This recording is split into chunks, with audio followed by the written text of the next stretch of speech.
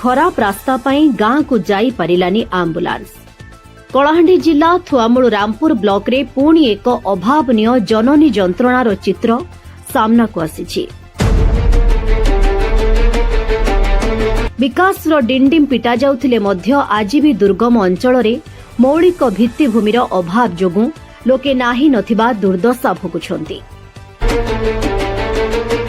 गोपीनाथपुर ग्राम panchayat पेरगुनीगुड़ा grammar आदिवासी पड़ार ललित माझी स्त्री अमिता माझी को रविवार सकाळु प्रसव जंत्रणा होइथिला। परिवार लोके तुरंत 108 आंबुलांस और 102 जननी एक्सप्रेस को जोगाजोग करथिले, हेले गाड़ी मिली नथिला। बाध्य होई परिवार लोके उत्कल आलुमिना कंपानीर सीएसआर आंबुलांस को डाकिथिले।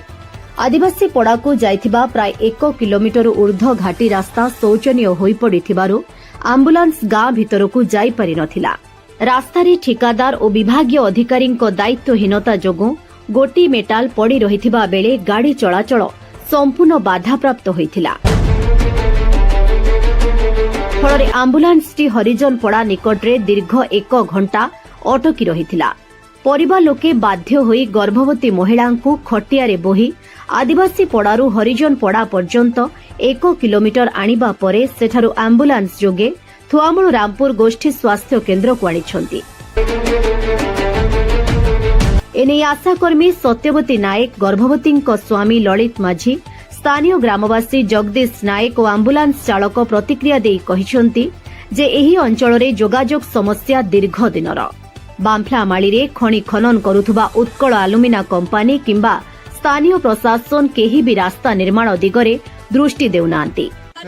गाड़ी न आसवा पूर्वरु एते डेरी लेट हला। गोटे एम्बुलेंस केते घंटा वेट कला आपन जान छंती की? बहुत घंटा को ऊपर हैला। घंटा टू प्लस हला। सर आपन के पेशेंट अपन लेट हला कोन पई किछ कोइ पारबे? रास्ता घाट सुविधा किछि नाही, तापर पेशेंट के बोया पई लोक बाक नाही, तापर बाक नाही से मिस्त्री तो बाहर करी चलबा पई नाही पारला पई तो एटा को गां? एटा पेरगुनी पड़ा को पंचायत? गोपीनाथपुर पंचायत थुआमूल रामपुर ब्लॉक। डीएमएफ माध्यम रे लक्ष लक्ष टंका खर्च करी रास्ता काम चलीथिले मध्य घाटी करा जाई नाही, जहा फଳରେ बड़ गाड़ी जीवा आसीबा करि पारु नाही। आज भी खनि प्रभावित अनेक गाँ को पक्का रास्ता नाही।